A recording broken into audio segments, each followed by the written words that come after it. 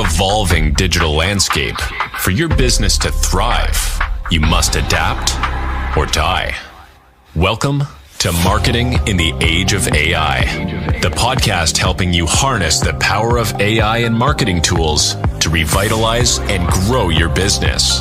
And now here's your host, marketing expert and author of Authentic Marketing in the Age of AI, Emmanuel Rose.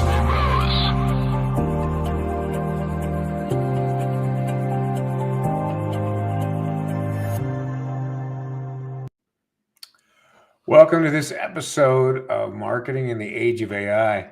Today I have the opportunity to have a conversation with Charlie Riley, who has been in marketing and various roles for over 22 years, both in digital and traditional marketing and public relations campaigns,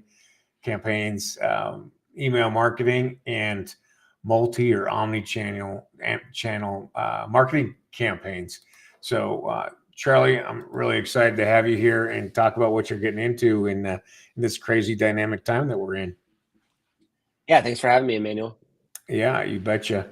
So you've been in the marketing world long enough to remember time when we didn't even have real serious internet activity like we do now, haven't you? I do. I do remember that. And what's the ironic thing is I now work for OneScreen AI, and we work with brands to bring out-of-home advertising to their marketing mix, which usually includes billboards, transit ads. So it's an old school category or medium, but it's actually pretty new school in the terms of how we go about measurement and planning using a lot of data and resources. So I do remember that world, and it's kind of coming full circle for me. Yeah, well, it's interesting that you're bringing this kind of the billboard out of home type ads, and I'm interested to know how you're doing attribution and getting some of the closing the loop for those of us who've got to produce those KPIs for clients or for internal teams. Yeah, so out of home has come a long way in terms of not just being a brand play. It really is a performance channel, and we've seen a lot of brands, both B2B and B2C and D2C, find solutions that complement their digital marketing. And the attribution or the measurement is very similar to how they measure digital, and we do it in a different way because our ads are in the real world and you can't turn them off, which is a nice complement to digital. So there's a couple ways that we go about doing it. Each of our campaigns and each of our we build it specifically for their overall marketing goals. So it's not just here's a billboard campaign. It's what are you trying to accomplish? Are you driving leads to your website that you need to track as a D2C brand all the way through to sales? Is it a download? Is it if you're a B2B brand with a longer sales cycle? Is it lead gen or brand recognition, or is it client or customer appreciation campaigns? But what we essentially do is everyone has a mobile device, and there's a mobile ID attached to those devices that's anonymous. But there are enough demographics that an individual shares, where what we do is we create what's called a view shed. So around each ad that we strategically place through data-driven strategy around where they're trying to get the most impressions, we'll geofence a location around each of those ads and where they are. And so when someone passes through that, if that's driving in a car past the billboard, or if that's a transit ad, and they're within the vicinity of that, and we can identify that mobile ID, we're able to track that. We can pixel that, their site. So if it's a landing page, if it's a sales conversion page, we could track that conversion all the way through to close one business if it's a sale. So there's a lot of ways that we can help a marketer really identify the specific individuals, not knowing their names. It's anonymous, but we can help them identify those personas and those ICPs that actually converted. So that's one way we can do it. You see some out of home mediums that have a QR code on it. So that's another way to track. Yeah. And we could do some brand lift studies and such. We'll use control groups to be able to see who was exposed to ads and who were not, and then what sort of lift we delivered with those. So there's a number of ways that out of home can be measurable, and it can have attribution in a very similar way that digital channels do. It really comes down to what the overall goals are. Sure. Yeah, I love it. So you're helping to guide your advertisers to sending people to a specific landing page or a certain site, and then be able to start at the top of the funnel and identify it from there. Is that what I'm hearing? Yeah, just like any other campaign, you wouldn't send someone to a homepage and hope that they find what you want them to do. You're going to drive them towards a path. Again, it really comes down to what the goals are. Some campaigns, it's for brand play. It's for, we know that we within a market, we use out of home for some customers. That's a true ABM play where we can help them plot where their top 50 prospects are, and we can buy out of home. It's either, billboards outside. You could have a mobile truck right outside their headquarters. Yeah. We can map paths of where we think that their executives would be traveling into work. So it really depends on what that attribution is. But yes, we want to send them to a place where it's trackable, and we're delivering the end result of what that advertiser wants them to see, and not just, like I said, sending them to a homepage and hoping they find what they want them to deliver. Yeah, I love that. You guys can really help with the I see you everywhere part of what you want your prospects to say. Yeah, I think the omni-channel approach that out of home brings definitely can bring that surround sound effect to a brand. We have heard from customers. They say, hey, I see you guys everywhere, and out of home campaigns could be in a similar budget range of a paid search campaign. It really depends on a lot of factors, but that omni-channel presence of being where the prospects are driving to work, to play, to the gym after work, but they're seeing those ads there. They're seeing them. They're seeing their digital ads. The nice part about what we can do with those mobile IDs is we can use those mobile IDs to retarget back to those personas.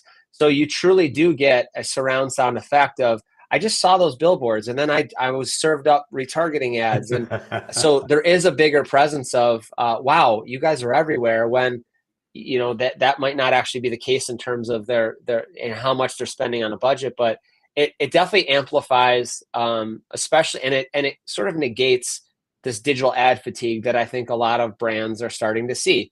We're inundated with email. We get, bombarded with social media, paid ads. You can't turn out of home off. And so even if it's subconsciously seeing that brand on a billboard on the way somewhere else or in a transit ad, it resonates and it stays there, and it helps with the number of impressions that need to be there when someone wants to take action when they're ready for it. Yeah, that's powerful. What is the kind of the AI part of what you guys are doing? How are you leveraging this kind of dynamic learning, that machine learning that's happening? Yeah, it's really, it's one of those questions. It's like, how do billboards use AI?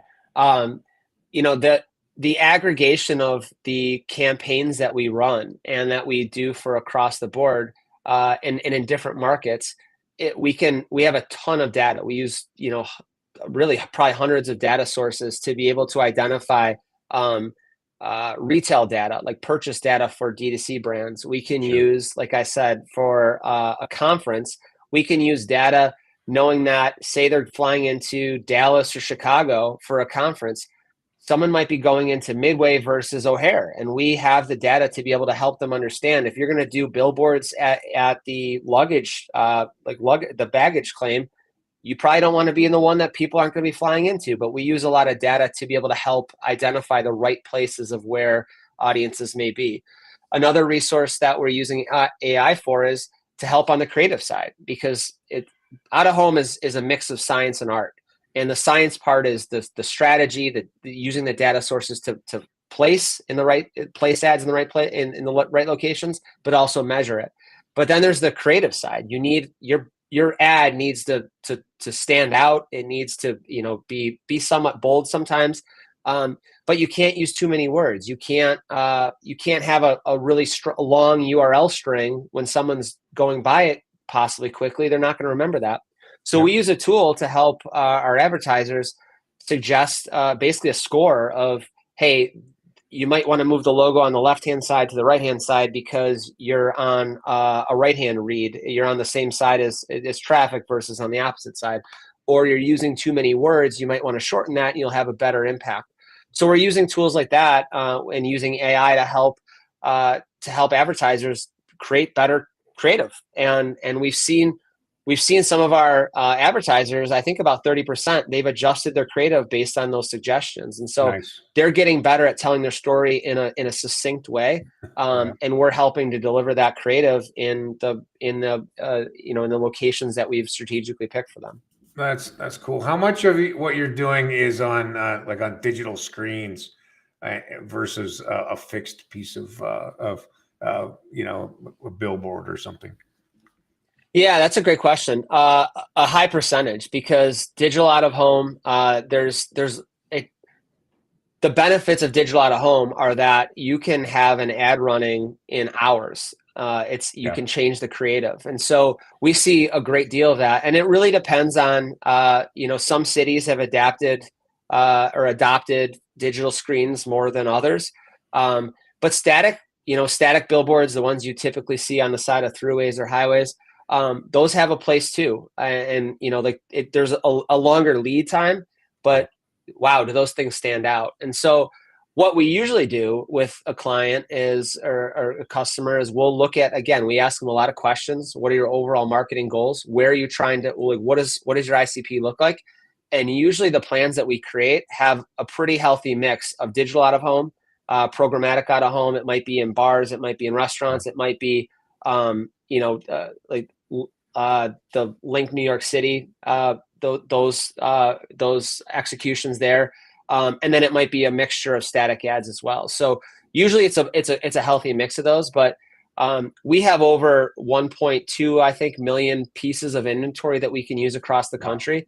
So, there's no shortage of opportunities or executions. It really depends on what someone wants to do and where they want to do it. And is this a program that's in reach for like a small regional chain of health clubs or restaurants, or is it really for e-com and bigger national brands? Yeah, that's a great question. I think there's a lot of the hard answer is there's a lot of factors that go into what an out-of-home campaign costs and the efficiency of it. If you want to do campaigns in San Francisco and New York, that's going to be pretty expensive because those are the top tier markets. Yeah, big markets, huge reach. That's going to, and it really depends. Like for the certain types of campaigns, we're either going to recommend a 4-week flight, a 3-month flight, a shorter flight. It really depends on what the goals are. Conferences can be, it's usually, it could be a 2 or 4 day execution. So if they're in secondary cities though, you can see some really good cost efficiencies when it comes to if you've planned out ahead of time. Now, if you are trying to run a campaign next week, there might be limited inventory. We might actually tell you no because we don't think it's going to be as effective. So, budget is obviously a factor there. It's not going to, it's a medium that there's a lot of variables that go into it on the types of the executions you want, the timing it is. Like if you're trying to run Super Bowl ads in New Orleans, it's going to probably cost you a good amount of money. If you're in a secondary market and you're a regional player, there's good executions there that it might make sense for you. So it really depends. And that's where, we work with a wide range of companies from small startups to, Fortune 500 companies that it's going to be different for each of them. And, it might not be a good fit for you, but for a lot of brands, it is a great complement to what they're doing on the digital spend. And in some cases, it could look like or cost about the same as maybe a paid search campaign or a paid social campaign. A lot of variables with it, but it's one of those things that I think if you sell to the right audience and a wide enough audience that your product or service fits with a big enough geographic audience, out of home is probably a really good channel for you. Yeah. Well, let me switch gears a little bit into where fantasy is meeting reality, and uh, how close do you think we are to combining biometrics and individual people, and being able to dynamically change ads, like kind of Minority Report style, with what we saw in the movies? Is that something that you think we'll see, or is that just purely fantasy fiction? There, there's a lot of things that would need to go right to see that happen at scale. Yeah, And I think with privacy, that might make that harder and harder as people realize, like, and that's something that we take very seriously. Like I talked about with mobile IDs or maids. yeah, Um, we don't know who that individual is, and that's, we don't want to know that because that's a privacy thing. I think that there's a lot of factors that would go into the access that someone has, um, the scale of creativity that you would need to have like the breadth of creative assets ready to go to align with that. Because if you don't get that right, it's pretty easy for someone to know right away that, like, that's not geared towards me. yeah. Um, yeah, so I think, like, the movies do a really good job of maybe getting some cool ideas out there, but I think there are variable ways that, we work with some brands that they'll do customer appreciation campaigns, and they'll rotate creative of their customers and their headshots, and they've done that in New York City, or they've done that on mobile trucks. Like, Yeah. that's to a scale that, like, you can rotate digital out of home pretty quickly, to get to a point where you're identifying somebody with a camera and knowing enough about them to serve them a really targeted ad. I don't know if we're ready for that from a privacy standpoint, but Yeah, I would agree. The privacy standpoint is what keeps it from happening. I think the machines are capable of that level of specificity, though, don't you? they probably are. I think, I don't know, from the AI is incredible in terms of what is, from an efficiency standpoint, it can deliver, but I think there's still a little bit of ways to go when it comes to the proper messaging and uh, talking like a human would talk. And, Yep. I think the sniff test for a lot of people when they see ads goes, people can see through that quite a bit. And maybe I'm just more attuned to it because as a marketer, it's like I can maybe see through that a little bit more. But Yeah. uh, I think the ability there for machines could probably do it. I think the creative part still has there's something to be there's some work to go with that. Yeah, no, thanks for going on that little charade with me. I appreciate it. Um, so if a marketer or a CEO is thinking about doing this kind of out of home campaign, what are two or three things they need to think about before they, really talk to somebody like you? Yeah, that's a great question. I think it comes down to, like any campaign, like, what are your overall goals? Because some people we work with, it is a brand execution. They want to look bigger. They want to tell a creative story, and they're not as worried about the measurement.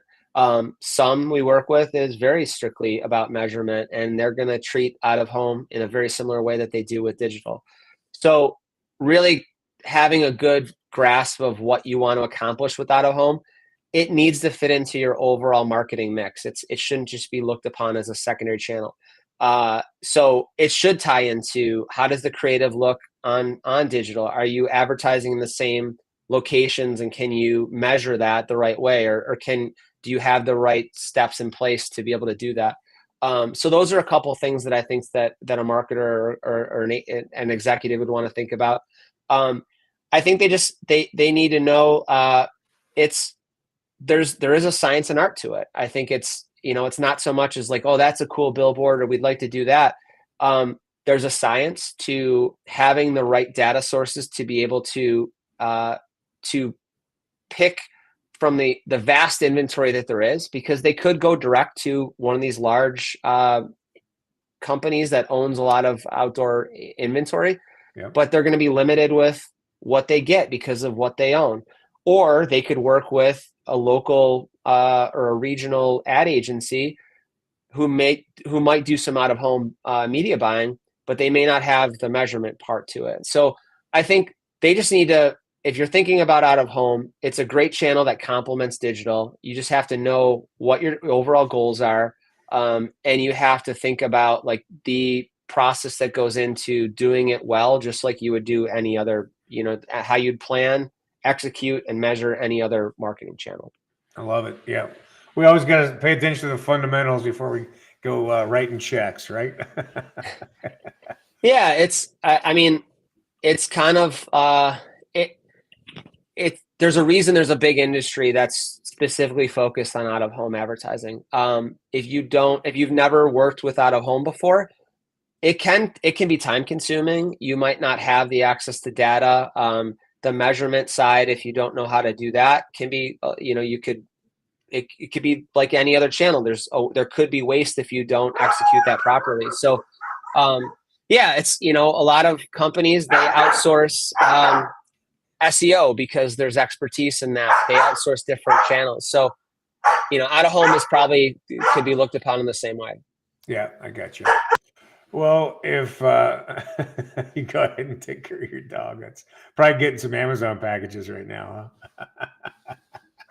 huh? It's no matter what, whenever I'm on a call, there's always a delivery. So yeah, they're excited. No problem. Well, Charlie, I appreciate your time. If people are interested in having a conversation with you about this, how do they get in touch with you? Yeah, check out onescreen.ai. A lot of great resources there in terms of how to get started. Just what questions to ask, what to think about. So a lot of great out of home ideas there from campaigns we've run. So onescreen.ai, or I'm very active on LinkedIn. So if someone wants to connect with me on LinkedIn, be happy to answer any questions, or just even just chat about marketing in general. But this specific area of focus is what is really all we do. So we'd love to talk about out of home. So hey, I'm happy to chat with any marketer.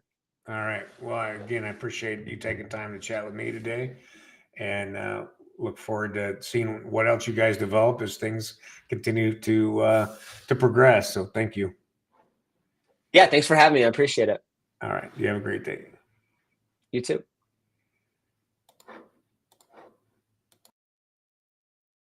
Thanks for listening to Marketing in the Age of AI. Be sure to subscribe wherever you heard this podcast so you never miss a future episode. Your copy of Authentic Marketing in the Age of AI is available at Amazon.com or EmmanuelRose.com. You can also connect with Emmanuel on LinkedIn.